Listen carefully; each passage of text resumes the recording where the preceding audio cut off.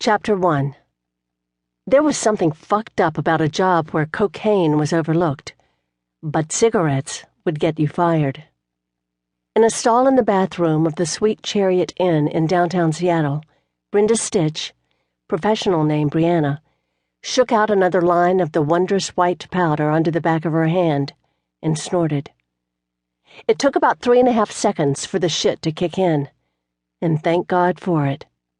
It had been a long 3 days with the guy from New York, and she was delirious with exhaustion. The bitterness dripped down the back of her throat, and she swallowed. The coke coursed through her veins, and just like that, the world was back in high definition. Okay. All right. Much better. She exited the stall, grateful the bathroom was empty so she could fix her makeup in peace. Brenda had been hoping for a night off to recharge, but Estelle's text didn't leave room for argument. You never argued with Estelle. You worked when she wanted you to, and there was really no such thing as a night off. The bitch even had all the girls on that new birth control pill where you only bled 3 times a year, so forget using your period as an excuse. You were always on call, 24 hours a day, 7 days a week. If you were what the client wanted and you weren't available, they'd go elsewhere. And Estelle hated to lose money. Hated, of course, was an understatement. They didn't call her the bitch for no reason. Brenda checked her makeup in the bathroom mirror one last time.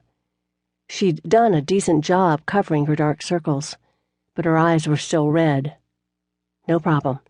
An escort always had 5 things in her purse at all times: condoms, lube, a cell phone, breath mints, and Visine. And sometimes drugs, though of course Estelle never tested for that. If drugs helped her girls work, so be it. Brenda dug out her bottle of Visine and squeezed a few drops into each eye, blinking to move the fluid around. Better. Estelle might not test for drugs, but she did have the girls screened regularly for venereal diseases, and no one was able to work during the 72-hour period it took for the tests to come back. Unfortunately, Brenda wasn't due for testing for another week. Damn it, she should have gotten tested today. At least then she'd have had the next 3 days off. Her last appointment, which had ended only a few hours earlier, had been a fast-talking businessman from Manhattan, in town for 4 days and determined to make the most of it. He'd had a voracious sexual appetite, made even worse by Viagra. Brenda had once had a conversation with a veteran escort named Charlotte, real name Carla, who'd spoken of the pre-Viagra days with longing. Back then, they'd pop after 5-6 minutes, 10 if they were trying to impress me. Nowadays, the fuckers will go all night, thanks to all the fucking drugs. Pun intended.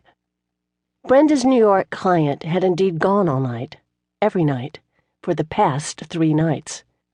She'd showed him a good time, and he'd tipped her nicely. A fat wad of 20s was stashed in the bottom of her purse beneath the lining, and no, she didn't have to share this with the agency. But now she was sore, and there was a bruise on her knee from where she'd slammed it into the bedpost during one particularly acrobatic session. Man, what she wouldn't give for a cigarette. But smoking on the job was a big fat no-no. The clients could always smell it and taste it. Estelle didn't care if you did blow, but if you smoked a cigarette and the client complained, you were done. Unlike cocaine, cigarettes weren't considered a performance-enhancing drug.